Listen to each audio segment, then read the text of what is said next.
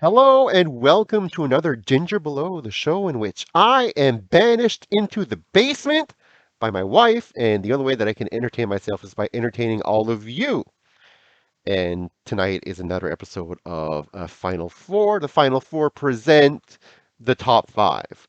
So joining me are some of my boys here. We have Master Gracie and Eternal Rogue. Thank you, boys, for joining. I Mr. Mr. Dulac could not be here tonight. We send him good vibes and hope to see him again soon. So tonight's episode, our top five wrestling heel. So we're all pretty big wrestling fans, and we've all been fans for a long time. So we decided to go ahead and do a top five wrestling heels. So how you boys doing tonight? doing good. Well, You ready? You ready to do this? Ready to rock and roll? ready to do some wrestling. We do some wrestling. Some wrestling. We got to lay out the rules for what we have to pick.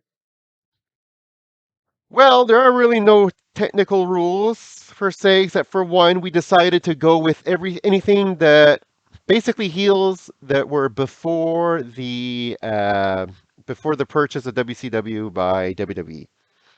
So basically everything pre-invasion angle, because we can always do post-invasion angle at some other time.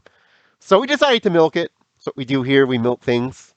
So, those are the rules. People that are in wrestling, I kind of wanted wrestlers, but I have a feeling that you guys probably may pick some managers that have done wrestling, but it doesn't really matter. At the end of the day, it's whatever entertained us. So, who would like to start off with their number five pick and why? There you go. All right, go Rogue. Mine is hang on. For me, he was always entertaining because of old. It's Bob. Who else would wrestle for years with a broken arm, had a cast on, and he would still wrestle every night with that cast on? He was the best heel. He milked an injury forever. Everybody knew it was fake, but just watching him with the cast and the sneakiness of it and all his antics through the years, he was so much of a fun heel back in that day. It's super older times, but he was just kind of one of those more entertaining people that you never saw back then. So that was my pick for number five. So, It's right, funny. Cowboy Bob Orton. All Ace right. Bob Orton. It's funny to rewatch him now as an adult. Like I've seen some of the stuff on the network, and one, he's actually just an amazing professional wrestler. Like the stuff he did, he would fit in later eras. But it's like you said, it's like I think when I was a kid, I was too young. I didn't realize he had a broken arm for 3 years.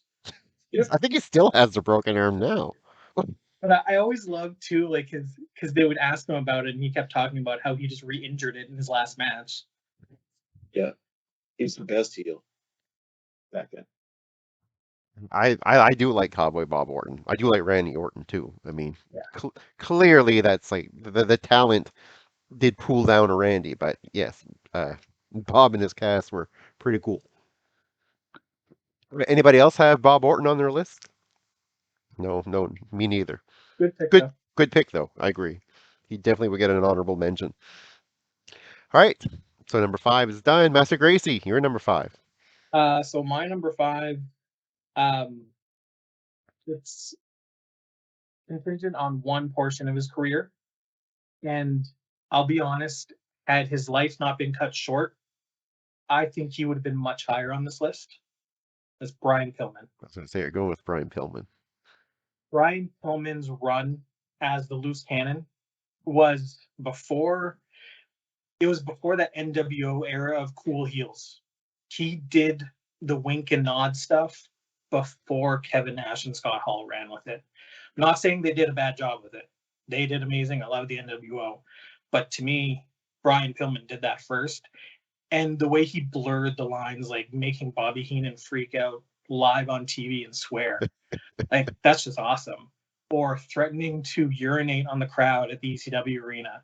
That's just like you can't get away with that stuff now. And there was just something about him. And again, had that car accident not happened, Brian Pillman would have been one of the biggest stars of the late 90s. Anybody else have Pillman on their list? No, but I agree with him because he was kind of ahead of his time. People today that didn't grow up seeing him didn't really, because they just know him that he did pass away and they know his son now, but they don't know what it was like back then in the day where this is, I'm gonna say pre-internet, but early internet. Nobody really knew what was going on, and the way he acted and the way he came off of things, just it was so different. And yeah, it's like something that you kind of see a lot more of today, but back then it's just something different. And the way he came across, it was just so fresh. Just watching him, that yeah, it was like entertainment heel. Yeah. I think the thing I remember the most about him, in fact, it was loose cannon. It was his voice. Yes. His voice stood out, right? Because didn't he have Yeah. he had something? Was it cancer? He had like 30 some surgeries before he was like 3 or 4 years old. Yeah, in his throat. So he had a really different voice and really low voice, but just like creepy as shit when he would talk. Yeah. Like when he talked, like you would be like, "Holy shit, man, this guy's fucking nuts." But it was never really loud because he couldn't really get that loud. But yeah, like that's one of and the other thing was when he was praying with the Hart family inside of inside of a public toilet bathroom stall. Those are amazing That's the times. thing. Like he was so smart, but he was so entertaining. And even like, so I'm focusing my top heel as loose cannon Brian Pillman, but that's even forgetting the Hollywood Blondes. Like, to me, the Hollywood Blondes all-time tag teams, they're probably top three. Yeah. Him and Austin together.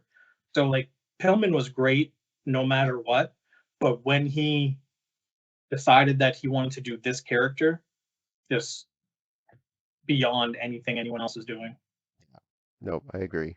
Not on my list, but he is definitely a very worthy mention, a great entertainer, and gone really too soon. All right, so I guess it's my turn now. My number five,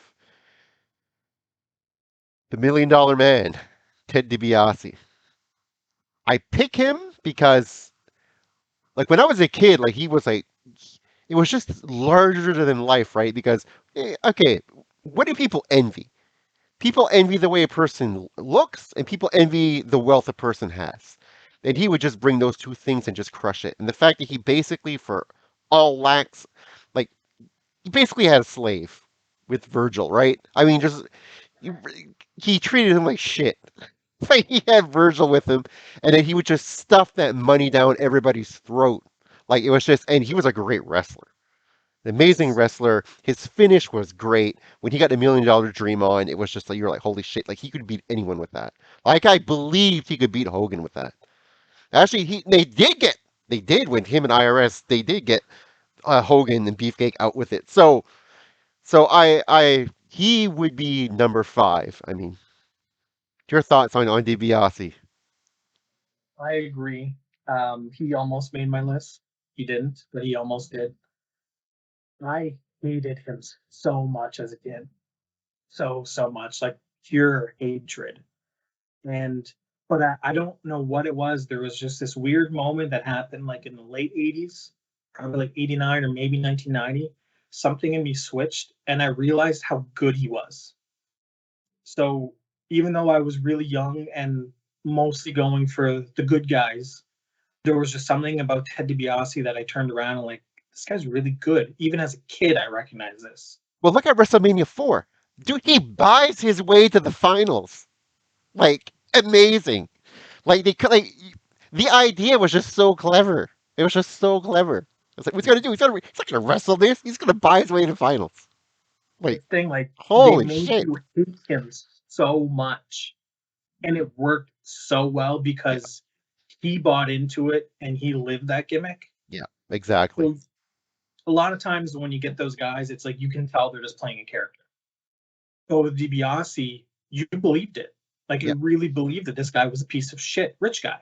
yeah, yeah, it's true. I, and even to this day, I don't know if he's a millionaire or not.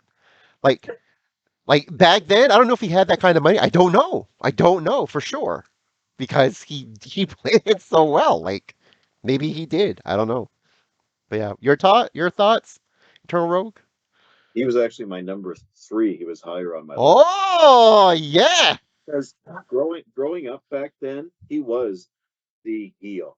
When that laugh came on, oh my god, you knew that was him. Like him and just all the stuff, all the little vignettes he did, like the basketball with the kid kicking it away from him, yes, taking the money, and he would pay for everything. And to me, I was back then before you believed in the wrestlers. I've been growing up like there's a millionaire and all he wants to do is wrestle people. I'm like, this is weird, and he just his look and his hatred towards everything was so much fun. Like he was a wrestler that you could never ever see it as a face. He was heel through and through, no matter what.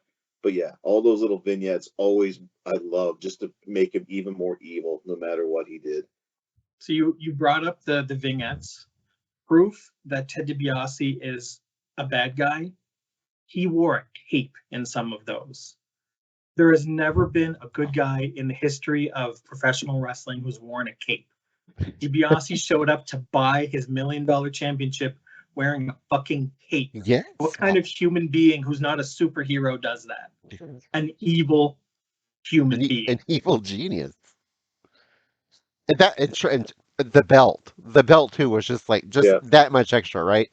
Like I'm not your titles aren't even worthy for me. I'm just gonna make one. I'm gonna buy one so worth $1 million. And Like, his theme song as well. Just oh, his theme just song's like with great. money, money, money, money, Yeah, money. And he's just talking through, everybody's yeah, got a price. Like yeah. just heel And he would money. take people out of the crowd and make them do fucking stupid shit for money. Yep. And I don't know if I to this day I don't know if that's scripted. Like, I'm not sure because I know he's been in different arenas, house shows, and he's done that. So can it all be scripted? Or did he actually really did manage to get some people to do fucking weird shit for money? Like, Words. I would do it. $100, especially back then. $100 US? Yes, please. What do you want me to do? Bark like a dog? Let's do it. But he always took his money back after he shoved it down his throat. Virgil always came behind and took it back. Yes. So they never got to keep that money they shoved down their throats at Well, the he end. needed it for the next show. Yep. It's great. And him and the Virgil character, like, they work so well together too. Yeah. Like, it worked well because and then when Virgil did turn face finally, and then they started their feud, like, it was a big deal. Like, It it was a was. huge deal. And everybody was like, people hated DiBiase so much. They were so invested in Virgil, like for him to kick his ass. Like it's just, oh yeah, they and like Master Gracie said, I don't think I've never seen him face. Like No. I can't think of him ever being a face. He's always been a heel. Oh, and the time that his belt was stolen, put in Jake's bag, and then he paid the earthquake. He squished Yes, a Damien. snake. That traumatized children everywhere. He squished and killed his snake. Well, he didn't, but he paid Earthquake to do that. Yeah, it's amazing. And didn't he buy the title from Andre? Yep. Yeah, because Yeah, he surrendered it, and they're like, no, no, no, we can't surrender it, and that's where we got the whole WrestleMania 4. And exactly where they did the tournament, and then he still bought his way to finals. he's also the one who tried to buy Hercules to make Hercules his slave. Mm. In that time, they would actually use the word slave, unlike with Virgil, which they Yes. towed the line there. But with Yeah. Hercules, it was flat out, I'm They buying you use to the be my word. slave. Yeah. I think he paid his way up the Royal Rumble once too. He was buying people's numbers. Yeah, he bought the number 30 spot. Yeah. Fuck, it's amazing. Like like the dedication, not even for him, but the dedication the WWF had towards the gimmick was amazing. Like I don't think I can't think of that. Like I don't see that now. Like, you just don't see that No. shit anymore. All right, cool. So DiBiase, so he's unanimous. All right, so we're going to number 4, and we'll give this one to Eternal Rogue. Eternal Rogue. My 4 is someone that the ladies love, the guys hate. I'm going with Rick Rude. Who else Ravishing one. could put like your wife's face on your shorts and gyrate in a Big Draw Heat. That's Jake's wife. I don't know if that was his real wife at the That time. was. That was Cheryl Roberts. Okay. Yeah. So, yeah, just everything he did was pure heel, and it was so much fun to watch him. Everybody booed him, like even his promos when he got, all you fat, That stinking, ugly, out of shape like, women. wherever You town shut he's your in. mouth. And it's just his promos. Again, another guy I can't see as a really face, but man, his work was so good. And he again got cut down like too soon, and he got injured, so he couldn't do much when he went to WCW. It was kind of more of a manager role, but it just his work and the way he would dedicate himself to whoever he's fighting, just to get every inch of hate on him, was so much fun. So the thing with Rick Rude that people forget is how good he was. So he was on my honorable mentions. Rick too. Rude, one of 3 people to get a good match out of the Ultimate Warrior. It's only 3 people to make him watchable, and one of them was Rick Rude. Rick Rude was good, and if ever you watch his work when he left the WWF and went to WCW, his matches were just amazing because he was with guys like Ricky Steamboat and Dustin Rhodes and like people who could work, and you realize how good he really was. But yeah, Rude was just, everything he did was just despicable. Like the stuff he would do, like with Jake's wife and things like that. He just knew how to push your buttons, and he pushed it right to that limit, and he was good at that. Yeah, and he walked the walk, right? Like when he said, like, everybody shut the hell up, like, I'm taking off my robe and look at Ashley. Nobody in the arena looked like that. Like he was Jesse the was Body right. Award winner. Like the washboard abs, like today you see it more. Back then you didn't see it at all. Like wrestling, like a lot of wrestlers weren't all really that cut and all that. They were, because you had like these 500 pounders. You had like, it was all over the place. But he was like, he literally, like, he walked the walk. Like he was, like when he said take off the robe, like nothing's like me here. Like he was right. Like Great guy, great heel. legit tough guy too. Like he did a lot of arm wrestling. He was an arm wrestling champion. Well, So shit, legit. his arms are huge. Yeah. He looked But like Popeye. also a note about him to make him seem a little bit more of a likable person. So his gimmick don't want obviously that. was with the lady, right? I don't want to like him. Like, kidding. Go ahead. He was married, and unlike most wrestlers who would take their rings off, he actually would just put tape over his wedding ring, so he never took it off.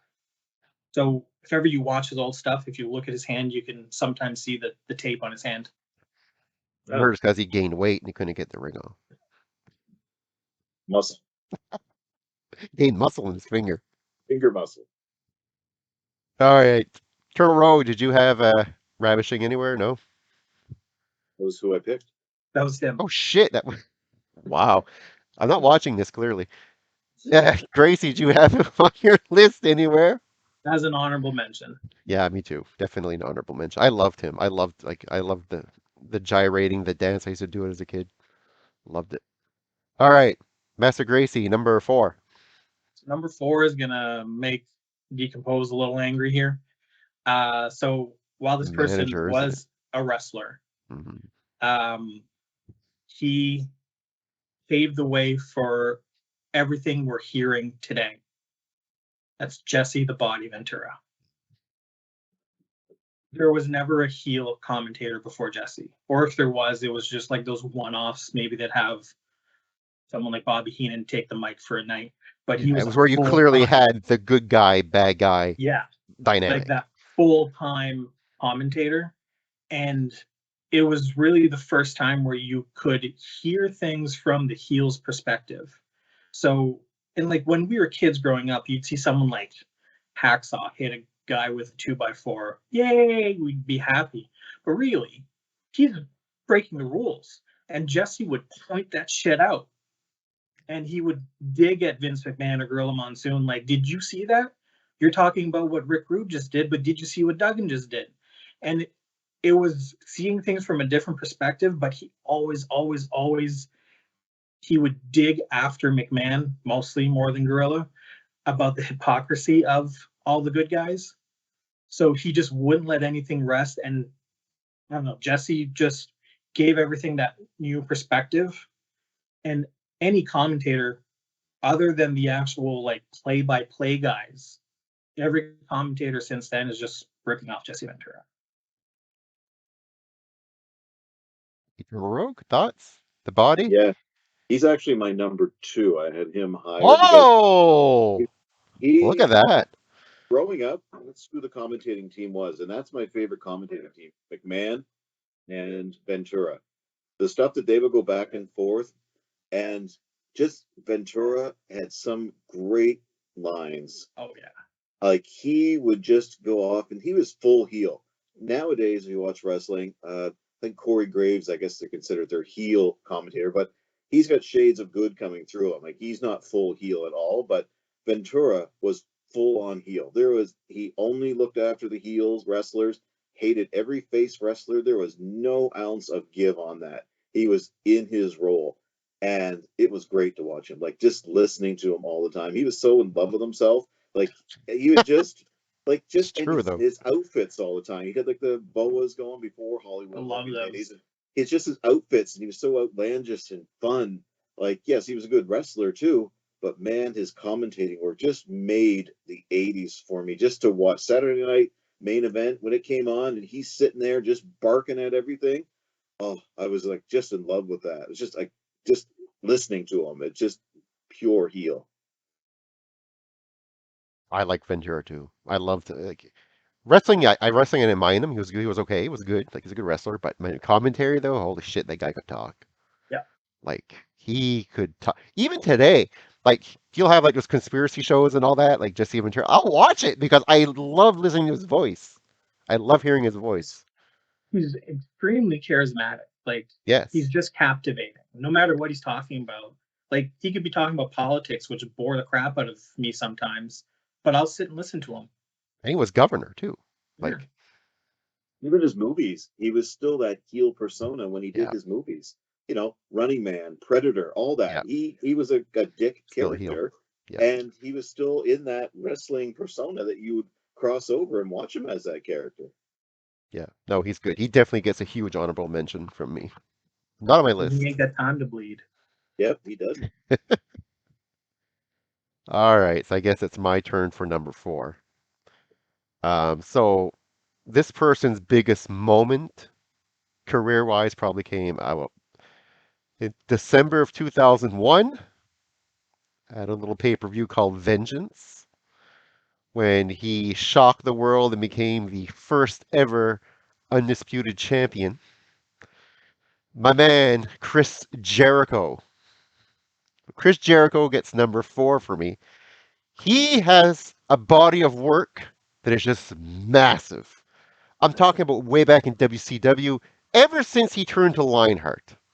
Ever since he turned from Lionheart, when he did that first initial heel turn, when he finally got fed up, and then it went to the And conspiracy victim, and then ripped the Panzer's jacket.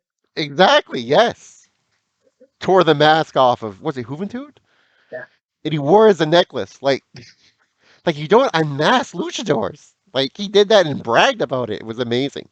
And all through his career, like the WWE became undisputed champion, when he was like Stephanie, when he would bash Stephanie McMahon, but then was heel and kind of became like she became kind of his lackey. You know what I mean? When he was the undisputed champion, all the way down to AEW. Like the man's career has been amazing. He's he's a great heel. He's an okay face, great heel. For me, like this is the way I work when it comes to heels. I'm a heel guy. I like heel. I don't like the face. I never did. I always liked heels. So for me, in order to have a heel in my my top 5, I have to. If I like the wrestler a lot, that means they're a great heel. So already right there, you're a huge heel. I'm gonna love you. So he gets that because he is a great heel. I'm not going to discount the fact that he is also a good face, but he's a great heel. He definitely he could have gone higher than 4. It's just the other 3 are pretty high up there. So I have to put him at 4. But what an amazing career he's had, and he's quick-witted. It's like that time when that guy said, "Go back to Toronto." like a pay-per-view, yell him, go at the Trolls, I'm from Winnipeg, you idiot! Like without missing a beat, like just quick, quick, quick, so quick. And the things that he's done over his career, like I don't know. What do you guys think of the Lionheart, the man Chris Jericho? So Chris Jericho, I didn't put him on my list, but if I'm being honest, I think it's because I like him too much. Even though most of the stuff I liked from him was his heel work, I like him too much that I think in my mind he's a big disease because I love him. Realistically, Chris Jericho, if we're not talking about heels, we're just talking about overall from Oh, wrestlers. he's one of the best of all time. He's He's top 10 probably for my sure, top probably top 5. two, probably top two for me, honestly. And it's like you said, it's that when he made that switch, because he was just that regular white meat baby face. And like I remember him, and because they would talk about how he trained in the Heart Dungeon, so I'd watch him, and I was like, he's pretty good, but there was nothing to him. But then that minute he ripped off David Penzer's jacket that one time, I remember watching Nitro, and I saw that, and I paid attention. And then the next week he was fighting Rey Mysterio, and he just snapped and started like power bombing him and power bombing, and I'm like, this guy's different. And then you're right, like all that conspiracy stuff, Gilbert, My or not God, it's a big Gilbert, sign. The conspiracy Greenberg, victim. He was Ralphus. outside watching. He had stopped a bunch of homeless people and said, "Did you watch the pay-per-view last night?" Like, it was amazing. They had Like the conspiracy victim sign. I remember the pay per view. He didn't even wrestle the match, but he was introducing the battle royal participants. And all he did the entire for the 20 people coming out is he just ran them all down. Like just insulted every single one of them. And he was just so entertaining. Like I said, Jericho for me is probably top 2 all-time favorite wrestlers. Then that time he had that fucking painting was of Dean Malenko, and he's like, "Isn't this the city your father died in, Dean?" He was in the city where his dad had died. He's like, "Yes, you said that. Is this the city where your dad died, Dean?" I was like, "Holy shit, this guy's fucking nuts." But great, Turtle Rogue, your thoughts on Y2J? He's the heel to love. I'm kind of like the same boat where he is a heel, but I love him too much to think of him as a heel because he's so arrogant. He's actually one of the few wrestlers I got to meet. So I didn't get to meet him once, and he's a super nice guy. But the stuff that he did, like especially he's like the Lionheart era, like he'd step on their chest to pin them and do the little flex, or he'd Yes, have him in a that submission hold fucking and be like, little hair thing out of "Yes, his head. Gene Simmons. yeah," Yes, Gene he'd be Simmons. yelling at the ref, "Check him, baby!" Like just like seeing if he's like giving up and stuff like that. And he was so arrogant. Yeah, and he had like little factions like Ralphus. Oh my gosh, you can't have a Yeah, better sidekick than oh, Ralphus. Ralphus was amazing. And you mentioned Dean Malenko was like what the man of 1,000 holds, and Jericho had to come out with, "No, I'm the man of 1,001 holds." So When he he had the just list and he knew, read it. yeah, he knew how to get under the skin of whoever his opponents were. So yeah, he was just for me. He's the heel to love. He was just too entertaining to hate, but man, you just love what he did. Yeah, that's why Yeah, I like knew that's why I consider him a good heel because I like heels. So for him to be 3 means like I have like so much respect for him, like because he does it like perfectly. honestly, I didn't think of him for this list, and it's because of that. Is I think I love him too much. I don't think of him as a heel, but really, what I love about him is his heel work because it was pretty perfect.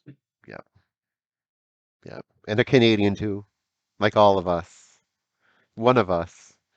What a Even though it's great. from Winnipeg, but Though, whatever. even though it's from, well, yeah, we'll let it slide that he's from Winnipeg. But yeah, good guy. All right. So moving on to number 3. You want to take this one, Master Gracie? Sure, I have a prop for this one. Oh, a prop. I So do my welcome props.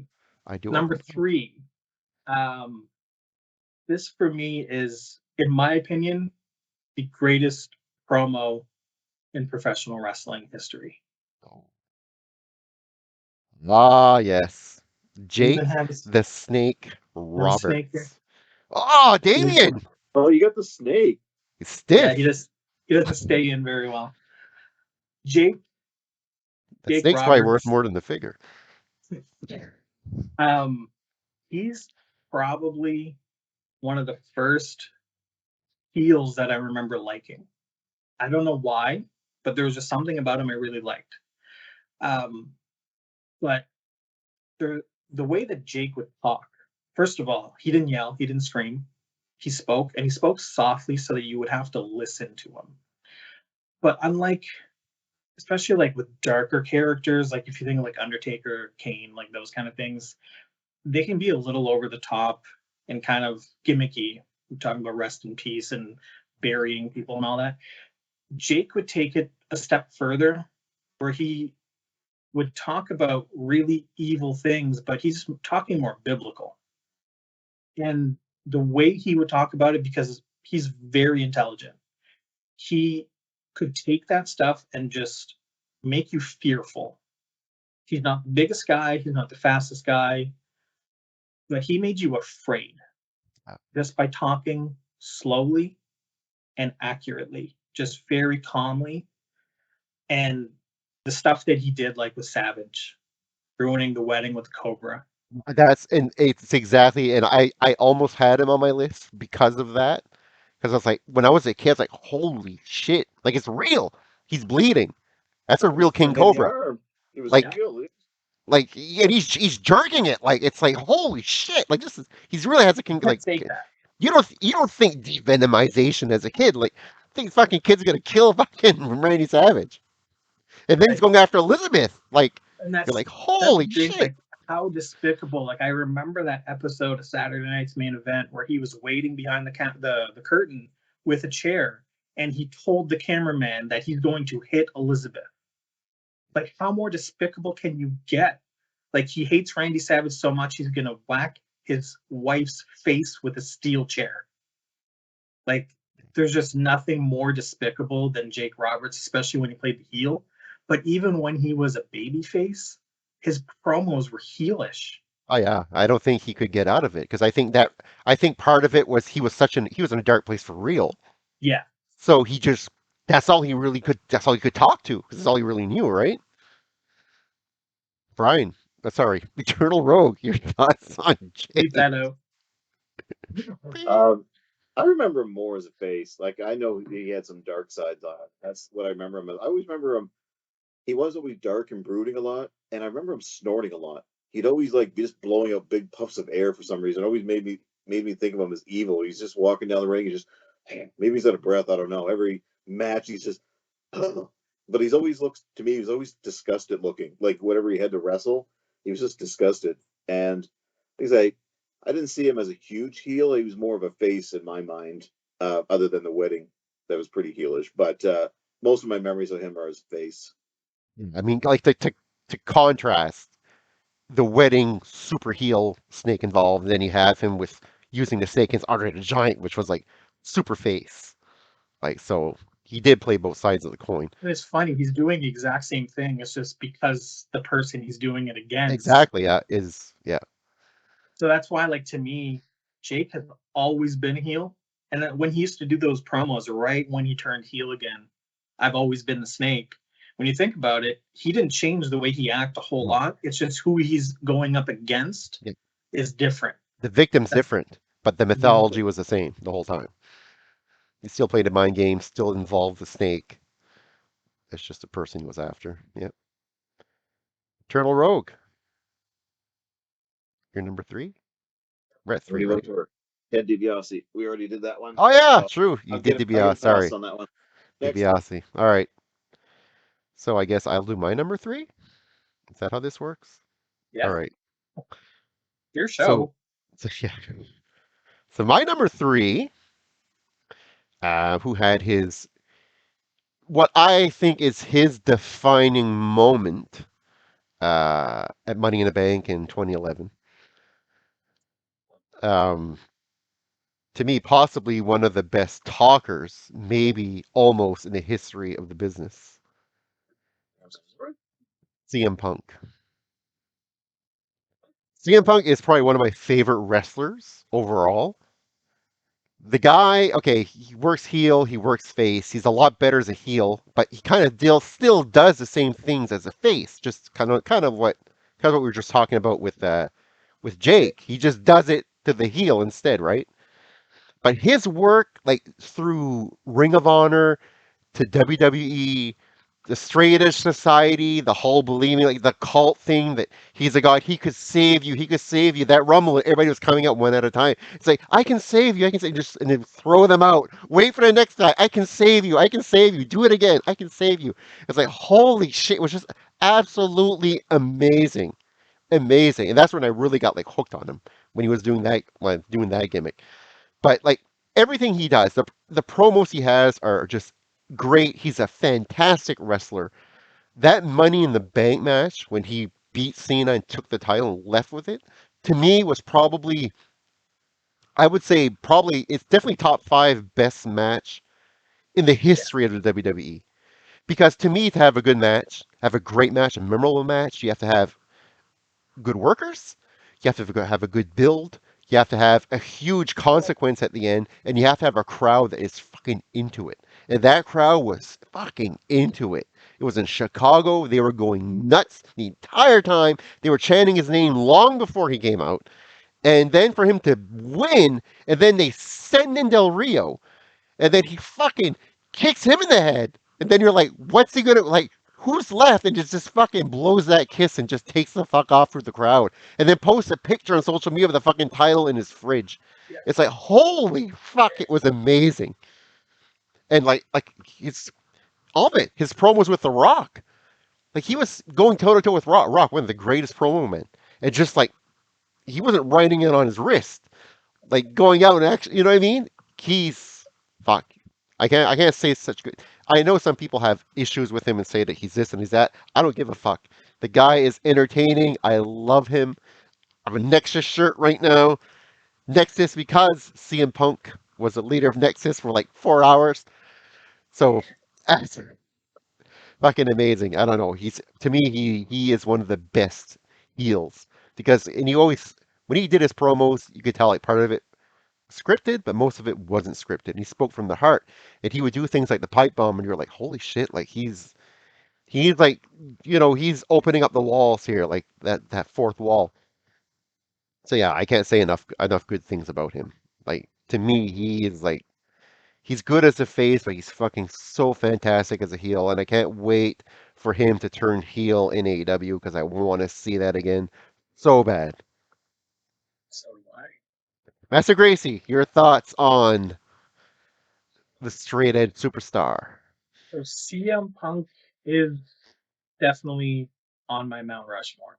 I didn't put him in this list. But as far as top wrestlers of all time, CM Punk is up there. And it doesn't matter whether he's face or heel. He is captivating.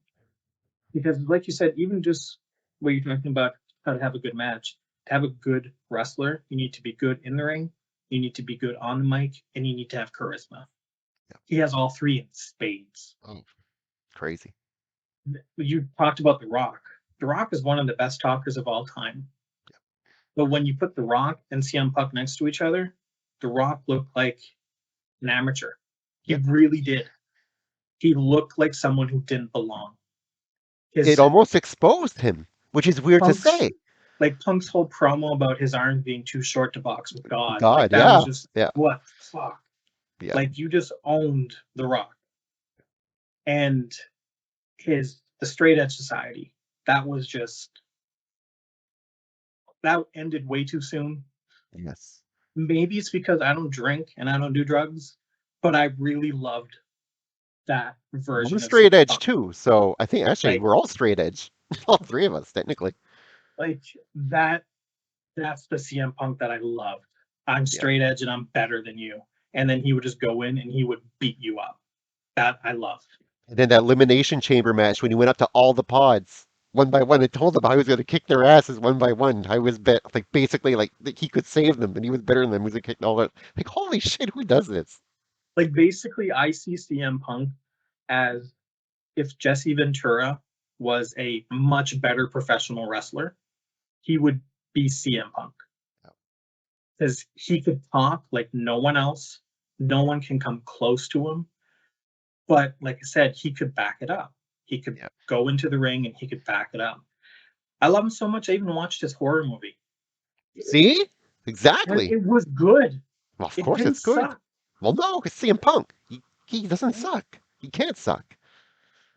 I will forever be a CM Punk fan.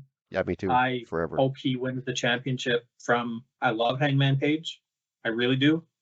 I hope CM Punk beats him. Yes, and I He- want him to turn super heel when he does it. Yes. Yes, he That's what I has want to. to see. Eternal Rogue, your thoughts on the Pepsi Man?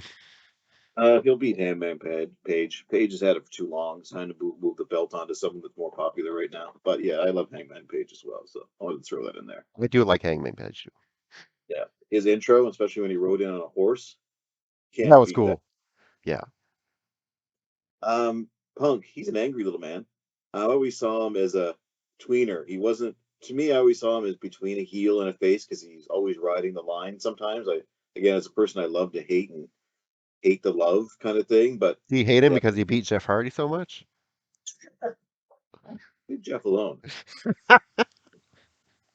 Maybe Jeff's on my list. Oh, fuck, I remember I used to tease you all the time about that. CM Punk would beat him. Love Jeff.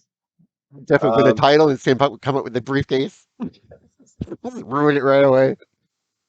what's the thing? Like he always did things that angered me that I'm just, oh, I hate that kind of stuff. But yeah, my favorite heel moment was the Rumble as well, where he just tossed people over. Just you knew it was coming, and You, the wrestlers knew it was coming, but like you just were like screaming at whoever's getting in the ring, like, don't do it, don't do it. And but so be stupid. And they would save just you. fall He for can it. save you. Yeah. He was offering it. Like he had this cult again, like just as all it is, he had this cult leadership and feeling towards him, and people just drew into him, and he just like wrecked so much stuff. So Well, that's yeah, why his theme song, Cult of Personality, fits so well for him. Like, it's exactly what he is. Like, it's exactly what he is. yeah. So Also, he has one of the best theme songs in professional wrestling. Yes. I even like Fire Burns. I even like that song of his. All right, cool. All right, good. So CM Punk. So we're going to number 2. Eternal Rogue. Want to take this one? mine was already taken. Jesse Ventura I was my get. two. Jesse Ventura was 2. All right. Number 2, Master Gracie. All right. Basically, I don't know. There's not enough that can be said about this guy Ah, right here. Dirty Hot Rod. Hot Rod. Roddy Piper. Basically, what we have as professional wrestling today is thanks to WrestleMania. Yep. There's no Roddy Piper, there's no WrestleMania.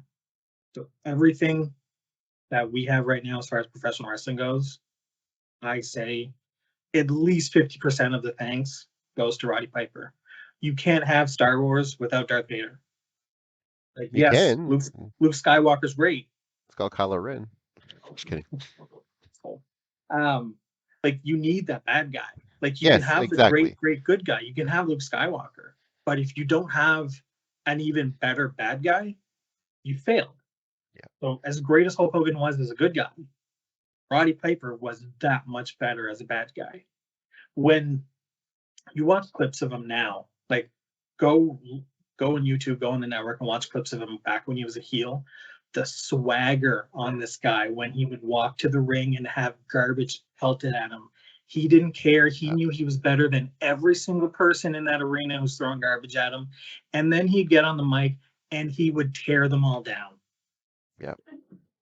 Piper was just that perfect heel who could talk, but he knew how to anger you, like seriously anger people. Like the story of him playing on his bagpipes the national anthem of Mexico, which he then just started to play La Cucaracha.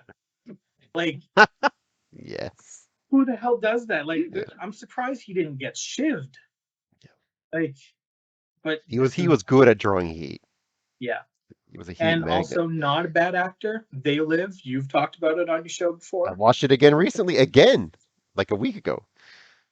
Yeah, Roddy Piper. Love that movie. Actually, I watch Hell Comes to Frogtown as well. Again, I haven't seen that in recently. years. I need to watch that again. But yeah, Roddy Piper, like pretty much even like I love CM Punk, but there'd be no CM Punk without Roddy Piper. He wants to be like Roddy Piper. He does a fantastic job. He does a great job at it. But and I'm sure he'd even admit it, he wants to be Roddy Piper. And I'm going to go on a limb here and say that one of the biggest heel moments of the 80s was when Piper smashed Snuka with the coconut. Yeah. Like that, like we've seen it so many times replayed in our lifetime. Like it was the pinnacle of heel. So yeah, he definitely he gets an honorable mention from me. He's not one of my last two, but he does get an honorable mention. Turner Rogue, thoughts on Hot Rod? I always liked him. He was a fun heel. To me, he always reminded me of DiBiase. He was a smaller guy, but his promo work carried him. He could cut promos that you just made it to hate him. He even went up against Robert Downey Jr. in that segment there once. Yes. Morton And Downey Jr. Martin Martin Downey Downey, Jr. sorry. Yes, not against You Hunter can't get Downey. any respect here. Hey, That's a different show altogether. when he blew But the yeah, smoke in his face. yeah, his promo work was what carried me over to love him as a heel. Like his just he's so good on the mic. Just I always wondered how scripted their stuff was back then compared to today. Like if it ever was scripted, if they were allowed to say what they wanted, just the curiosity would be if they were what they could do back then. I've always wondered. So you say that, and I just this past weekend I was watching a documentary on horror movies, and they were talking to John Carpenter about They Live, and his whole line about chewing bubblegum and Yeah. kicking ass. Piper had given him a notebook that was just scribbled from top to bottom of promo ideas. So everything Piper said, he wrote down. Those are all, everything he said was him.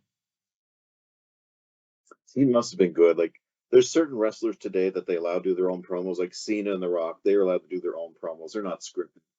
And there's only a small few today, but back then, some of them just the way they came across couldn't have been scripted. It was just they came up with their own lines that just drew the heat in. It was so much fun. And yeah, the coconut was memorable as a child, seeing that go Oh, off someone's head. I still wonder how it feels on the head. Like, Snuka was never the same after that. really? No. Yeah. I don't think it's just the coconut. All right, so we're going to number two. Yeah, you're number two. I'm number two. Okay, my number two. Well, my number two is a wrestler that has been around for a very long time. What I would probably consider to be the biggest consistent heel maybe in the history of wrestling.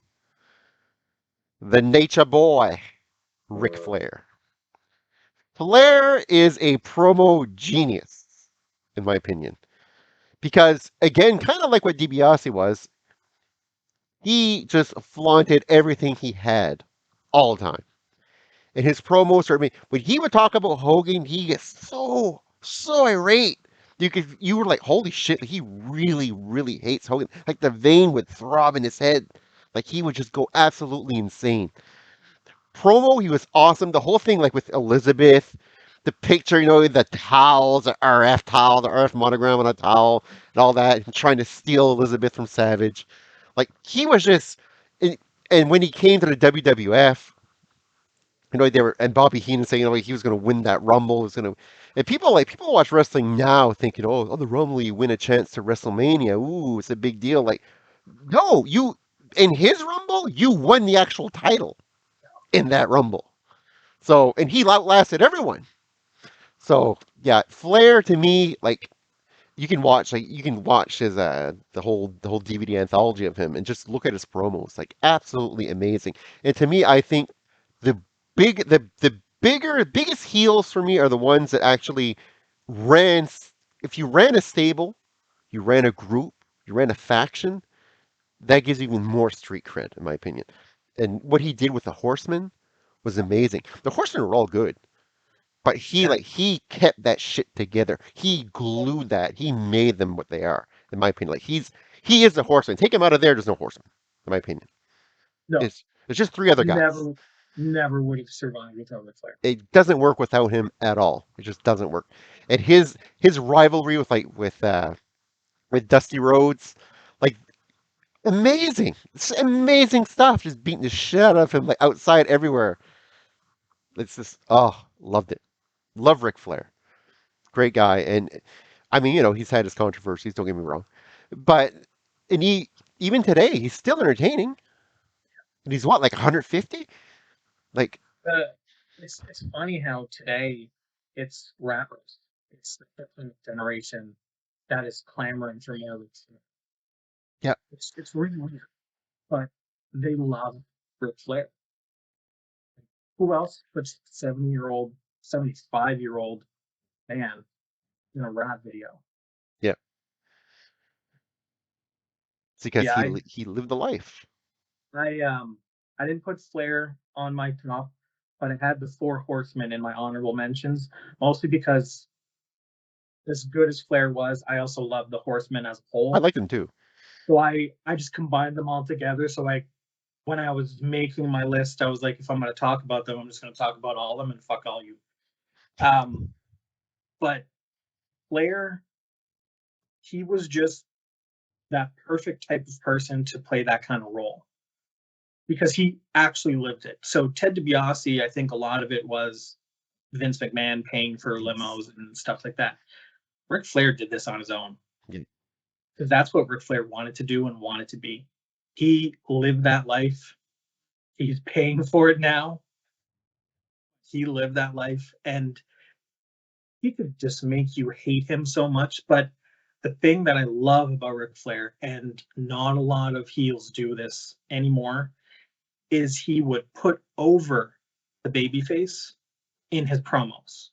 It wasn't talking about how you suck and you're horrible and I'm just going to beat you. It was, you're great.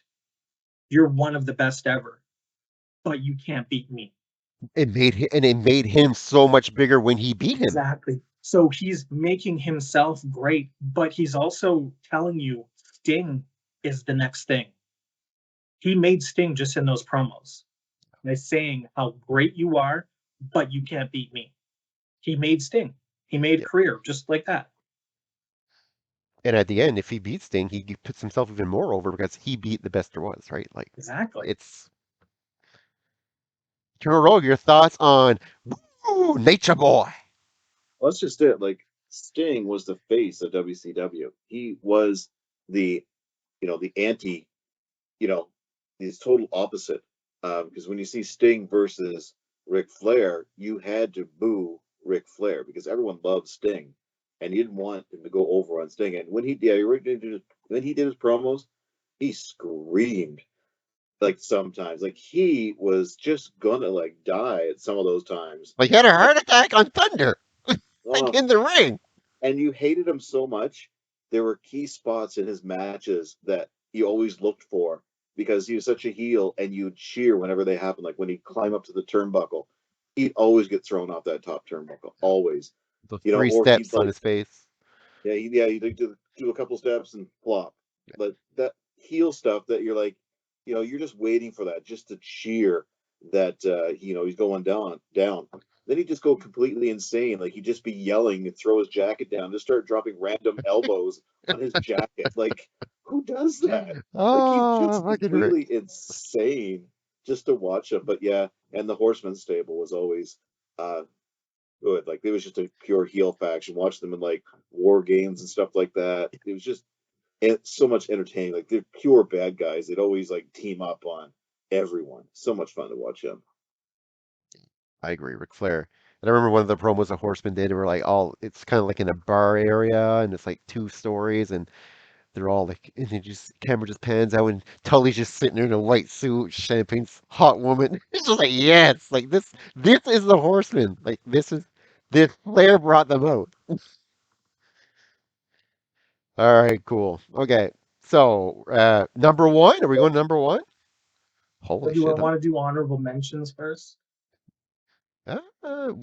We should let's do number one first. Good As is that, just in case somebody's honorable mention is their number one, point. Good point. just in the offbeat. Number one, we will get. Well, you know what, Master Gracie, take us to number one first.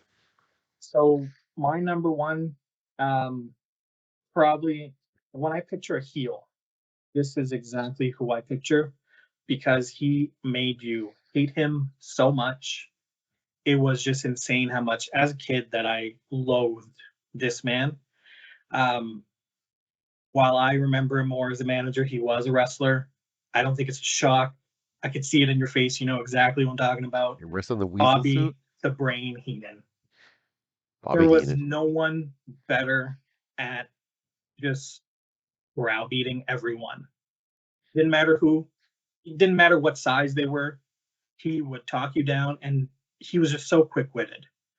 But at the same time, the stable that he led, just going after Hogan, going after Savage when he was champion, going after Demolition with the Brainbusters. It was just constantly going after all the people that you loved. And Heenan would do all the dastardly things. He would interfere.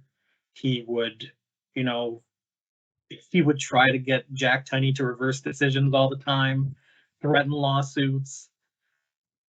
Watching when I talked earlier about Roddy Piper and WrestleMania, but WrestleMania 3 is what really made everything explode. And as much as we wanted to see Andre and Hogan, if you didn't have Bobby there to talk, because let's face it, Andre couldn't do that part. Bobby's the one who sold that. Oh, for Bobby sure. sold that main event. So the 93,000 people showed up there. That was partially because of Bobby Heenan and how much everyone hated him and wanted to see him not succeed. They wanted to see Hogan beat Bobby's guy. Oh, he talked them into that building. There's no Oh yeah. doubt. Top And 93,000 people in that when building. you're talking about that Flair, the Rumble match, Bobby on commentary Oh yeah, it was for an amazing. hour, basically sounding like he's having a panic attack for Yes. an hour. Yep. It's just, and he stays character that whole time, but you can tell all he cares about is making sure Ric Flair's okay. That's all he cares about. Yeah. Is Flair still in? Is Flair still in? That's all he cares about. Bobby Heenan was amazing. I don't think there's ever been a funnier professional wrestler. He was so quick witted. Even when he didn't give a shit and he worked on Nitro, he was still amazing. Oh, You he could was tell he great. was phoning it in. Like he didn't want to be there. You could tell by looking at him, but he was still amazing. His banter with Monsoon was amazing. That's like to me that's color that to me that was the pinnacle of color commentary. Yeah, Color commentary was those two together to me yeah. because That was just gold. it was just gold. Rogue, your thoughts on the Weasel? That's my number one as well, actually, because Holy shit! same thing. You have memories of wrestling in your life. You cannot have a memory without something of Bobby Heenan in it. The way he wrestled, the way he commentaried, he had so many stables going. You know, he's kind of like Jimmy Hart. He's different, Like 50. different Yeah, I people know. managing all the time. Like they ran out of managers and just like pass Yeah. them around. But his commentary work, yes, with Gorilla Monsoon was amazing. And some of the stuff, like you could not get away. Like when you watch old pay-per-views, I'm surprised they can't bleep out half the stuff that he says because you could never get away with some of the stuff that he says now or back then. Like it's just crazy like what he would get away with. I know the world was different back then, but oh my gosh, just him was so much fun to watch and so much fun to hate. Like I remember just recently watching one, like he got barred from a pay-per-view and he dressed up as a woman to try and sneak in. Like he just did absolutely any batshit crazy thing to try and get in. And he was pure heel, but you loved him so much. Like you wanted to see what he was going to do next. But yeah, he just had every heel person he could in his stable. And he interfered. He made you hate him. Man, he lived that life, man. He's like, see, I just pick wrestlers. I'm picking the managers. But if I would have picked managers, he is the best heel Yeah, manager ever, Yeah. ever. And to me, he's the best heel color commentator ever. To me, yeah. he's the top. Awesome guy. Even though he lived a long life, he's still gone too soon. I And love we that like man. you think about Hogan's reign, his first reign. Who did Hogan go after? Bundy, Stud, Ondorf, Andre. He was basically going against Earl Heaton family. Bobby the Yes. entire time. Yep. So that 4-year run was Hogan versus Heenan. Yep. It's true. All right, you guys ready for my number one? Curious. You're curious, aren't you? Well, I'm not going to tell you guys. Nope. July 7th, 1996. Actually, was it the 7th? Let me think about it. No, yeah, it was the 7th. July 7th, 1996. Was it sunny? Bash at the Beach. The entire wrestling game changed forever. Number one, greatest heel. Hollywood, Hulk Hogan. This It'd be guy, great brother. if you could play Voodoo Child right now. Yeah. Change everything to black and white at this moment. Hogan literally, okay, people will argue he was a great face in history too. So, I'm a heel guy. I like Hogan as a face. As a heel, the guy was, it's amazing. It's, it's not just the impact, just think about it for a second. You have probably the biggest face in the history of business. 15 years of face. They decide, okay, we want to turn him. And he's like, I don't know if I turn because of his kids. But he's like, you know what? Okay, maybe I'll try this. They turn him. This was never done before. Never has a face been this big, and he's turned heel. Now, the WWE had a chance to do it later on with Cena, but they never did it. So they took this guy, they switched him heel. He joins two already huge megastars established, and they form a faction that would just destroy. It's crazy. NWO was so over. Like, I can't even begin to explain how over that faction was. It literally changed wrestling completely. They It were almost they were over bankrupted the mainstream. WWE. They What's were that? over the mainstream. Yes. Forget wrestling. It was everybody. Everybody made it. All the celebrities wanted to be in on it. Everybody wanted to be in WO. The Rodmans, Leno, like all of it. All of it. Like, it's absolutely crazy. And just to see like what Hogan did, like changing it, so like basically like, fuck the prayers, fuck the vitamins. Like, it was like holy shit.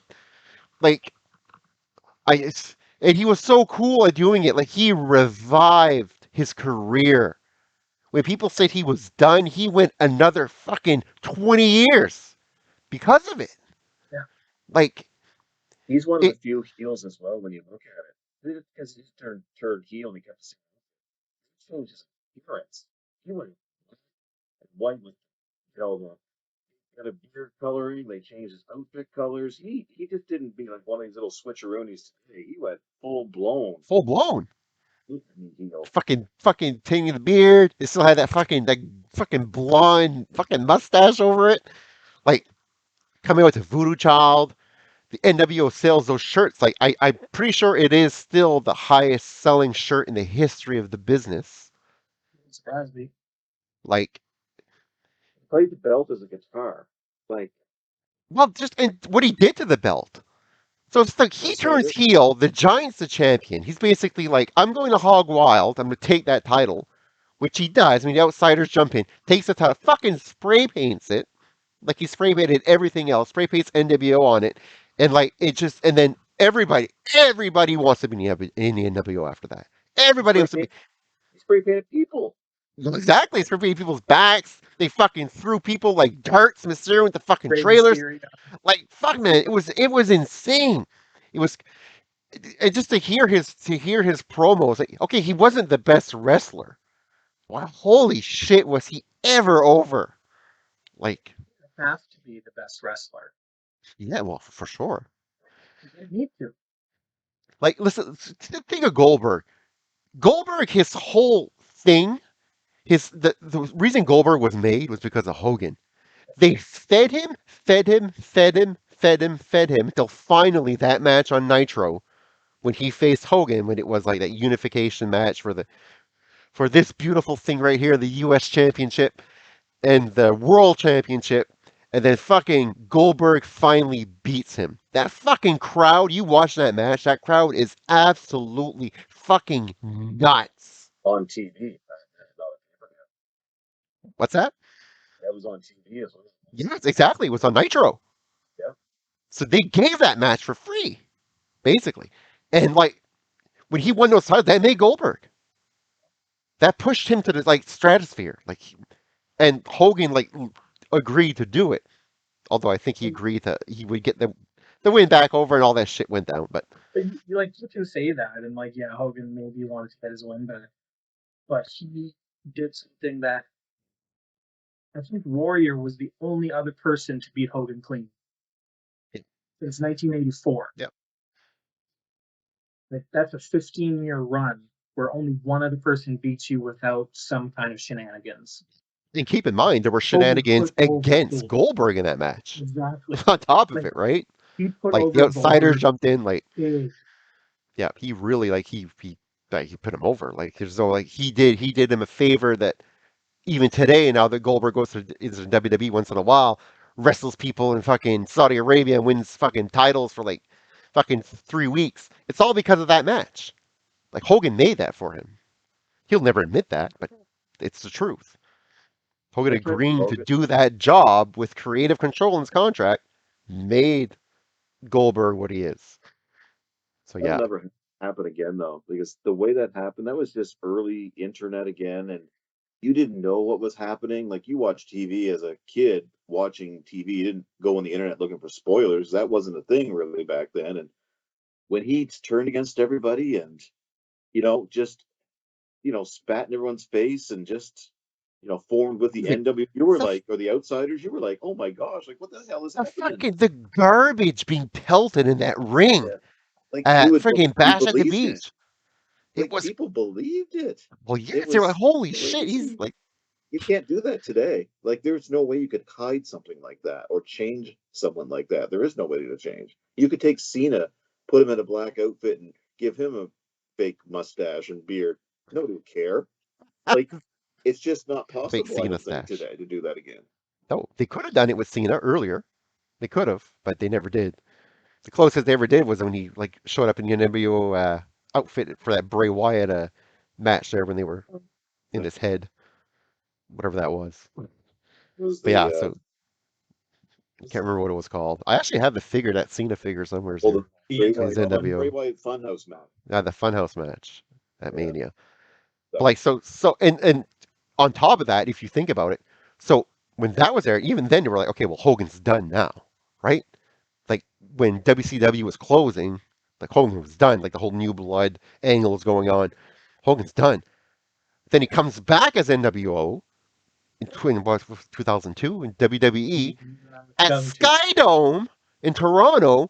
You watch that match when Hogan hulks out to The Rock, the fucking crowd absolutely loses it. I was there. You were I met there. him. I met him, and I was at WrestleMania for that one. And the crowd was nuts, and they edited it on TV. You don't hear the boos and the cheers that the way that they are on the TV. They softened them. Everybody was cheering for Hogan and booing for The Rock. Yeah. And on the early broadcast on us, they switched it. Like you couldn't hear it. Like people were cheering for The Rock, but anytime The Rock touched Hogan, no, the crowd booed him to death. And I remember I think they must have changed the audio at one point to make it sound different.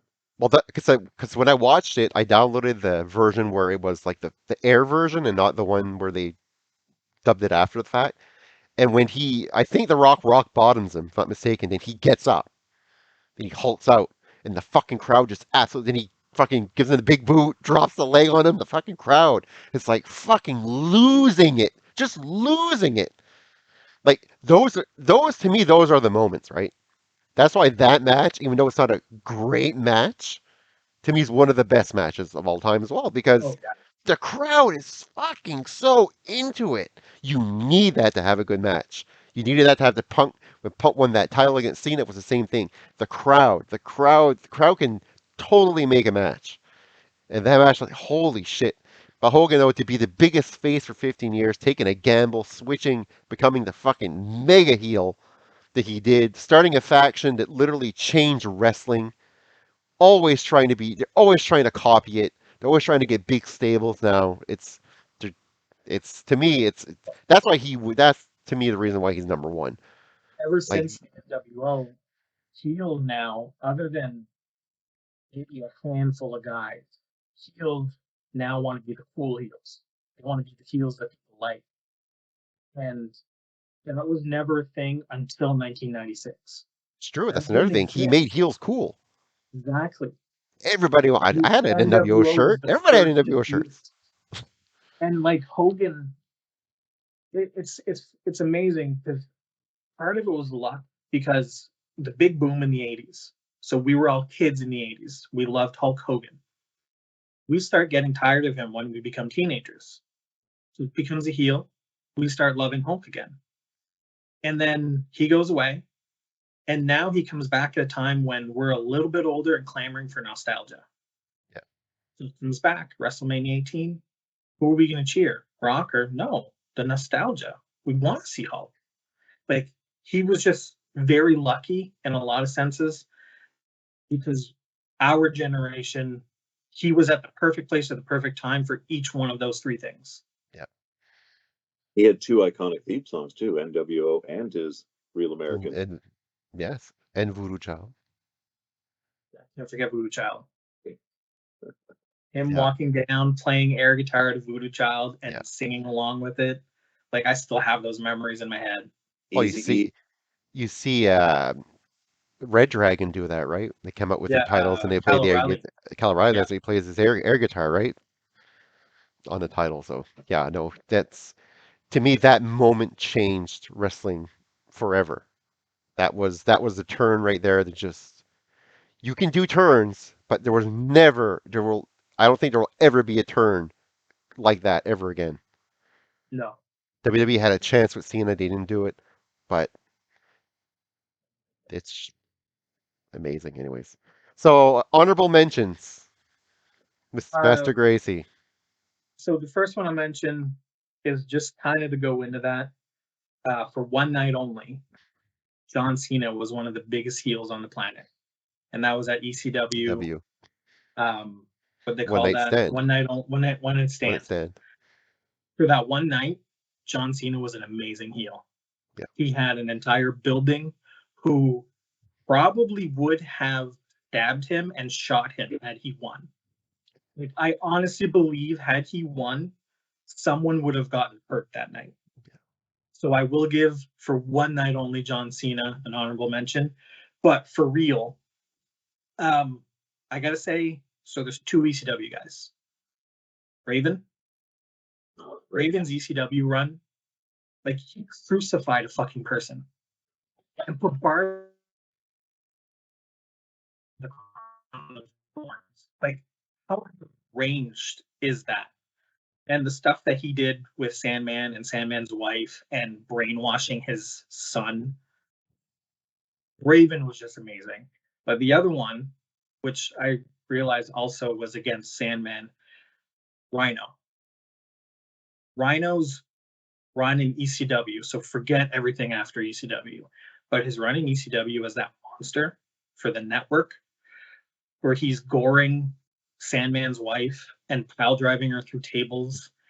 And like you know they were building him to go against RVD, but they never got to get to that point. So he just kept getting built and built and built as this incredible, undestructible monster. And unfortunately, we never got to see anyone beat him. But yeah, Rhino has to be up there.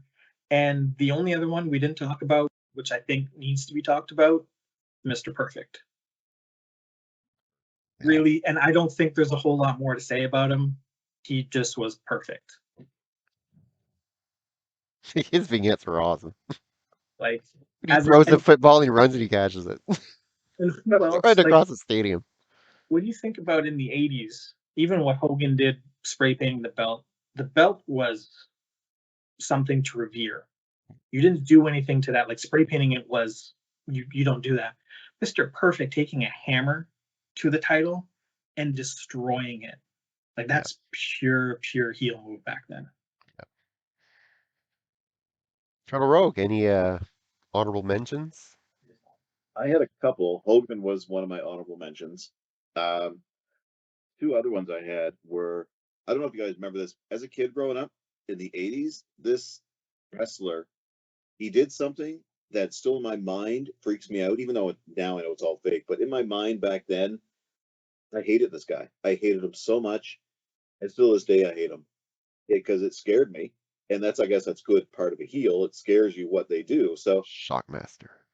he was having a match against Brutus Beefcake, who I loved. Like this is Outlaw Ron Bass. yes, exactly. Outlaw Ron Bass. I was also terrified of him. I know exactly what you're talking about. I know. So I don't know if Kevin remembers or not. So they had a match, or I don't know if it's a match or not, but in the end, Outlaw Ron Bass had these spurs. So he takes the spurs and starts grinding them into Beefcake's head and face. And as a kid, I'm like, Remember this? what is this? This is on TV. I don't because I didn't watch pay-per-views back then, I don't think, but he was grinding his spurs into his head and the blood was there. And the commentators, like Vince was on, and he was just screaming. And I was like so shocked that I've For seen it. Decompose, I know you said you don't remember this. This is why the Ultimate Warrior faced Honky Tonk Man at SummerSlam '88. Brutus was the advertised opponent, but because he was injured by Ron Bass, he couldn't appear. Okay. So that I don't know what the reasoning was to not have Brutus in the match, but that's what they did to get rid of him. And yeah, I remember this vividly. And when they would show the replays, like because they would show replays back then 3-4 weeks on Superstars, I would leave the living room, but I would stay in earshot, like in the kitchen, and wait till I knew they were done showing it before I would go back. It was traumatic. Like your face was being destroyed by heel. That's my first memory of something that violent. I guess, and that was pure heel. Like, Which is weird because you watch like Game Changer Wrestling today, it's like every match is like somebody tearing off their face. Like yeah. My other last honorable mention is the Sheik.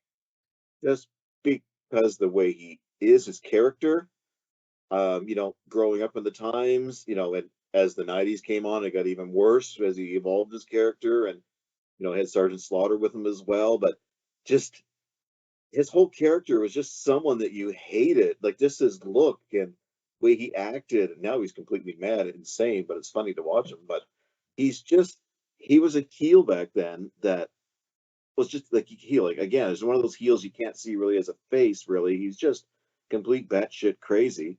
And anyone he went against, you hated because you just wanted to see him destroy him. I don't know, it's just like another country kind of thing, or just the way he was portrayed. But yeah, they played him well.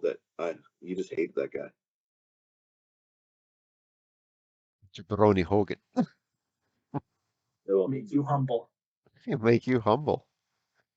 I would like to give an honorable mention to someone who was just mentioned right now, and it's Honky Tonk Man. I was a big Honky fan. Big Honky fan. Loved him. And the fact that he was probably one of the first people that I saw attack someone with an object repeatedly, smashing Peggy Sue, or people said, and the fact that every guitar was Peggy Sue. Every guitar is Peggy, this is Peggy Sue, breaks it. This is Peggy Sue. No, this is Peggy Sue. And the fact that I like Jimmy Hart too, so Jimmy Hart coming in, being like kind of the voice, yelling all the time, come on baby, come on baby, come on baby. Love that. I hated when the Warrior beat Honky. Oh, I hated that so much. I was not a Warrior fan. But Honky definitely, I liked him. He was a good heel. It's Bit of a weird when you think douchebag. about Honky. So his run as Intercontinental Champion, I was probably about 4 years old. I liked him. He was the first heel I ever liked, and he drove my brother insane because he couldn't stand Honky Tonk Man. But I even had like a poster on my wall of Honky Tonk Man. I loved him. And it drove my brother insane. Remember Saturday night's main event? He was wrestling Hogan. I was convinced he could win. I was like, this is it. I'm gonna stay up for this. He's gonna win Hogan tonight. He is the Didn't win longest Hogan. reigning Intercontinental Champion. It was like 4 years or something crazy. Yeah, he was. I just like you. I loved him as a kid too. I always liked the heels, so I was a He big. was he was the first heel I liked, and then the next heel was Demolition. Yeah, I like So Demolition. that was like my progression, and then it went into Macho King. When I hated him when he was going up against Hogan because he scared me when he would do those promos. Like I was terrified of Savage because he was so intense. Like I thought he was really going to hurt someone. But when he became Macho King, there was just something about him. It was amazing. Even as a kid, I loved. He is my other. He's in my other mention. Is Macho as the Macho King. Fucking loved it. All right, hit him with the scepter, yeah. Well, I was like, oh, fuck, I love when he had the scepter. Love them. Hit everyone with the scepter. I loved it. Fucking Macho King was fucking amazing. Well, Savage was amazing. All of his promos were great. Like if you look back at it, but fucking his heel work though was beautiful. Love him there. I liked him in the NWO too. Like him was heel in the Yeah. NWO. I like I that. just always liked Savage. I don't know why. I just always really liked Macho Man. He's intense. His promos have the intensity of the Warriors promo, but they made sense. And he could wrestle.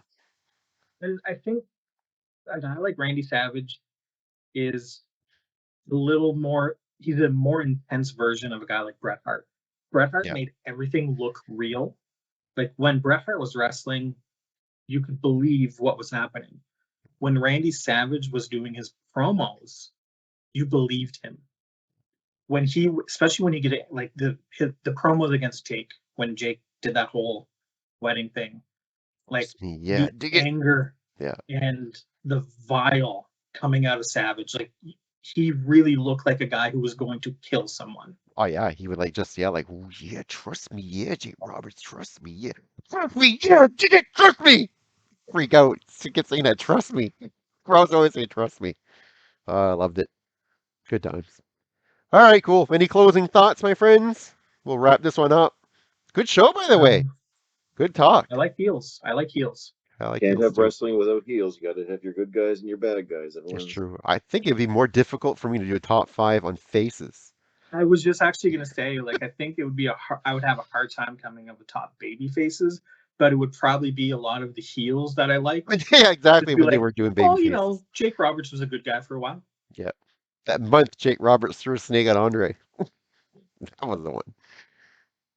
He was also, by the way, Andre Giant was also a great heel. Oh yeah.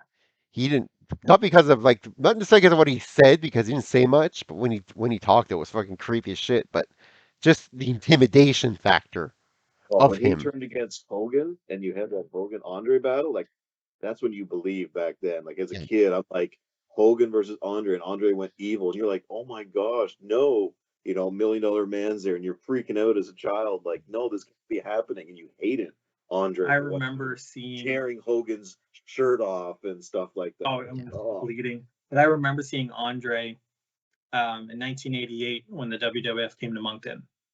Andre was in DiBiase's corner for the main event, him and Savage, and he didn't really do much. But it's like you said, just you hate him just because I know he could kill Randy Savage if he really wanted to. Yeah. He could easily, and it's just you're scared of him. Especially Intimidation. He would do whatever he wanted, and you just had to watch. nothing you can do about it. No. Yeah. All right, cool. Well, guys, thanks for doing this. We'll do it again sometime. We'll pick another topic. Hopefully, Mr. Dulac will be able to join us next time. So that about wraps it up. So until next time, guys, take care. Bye. Bye.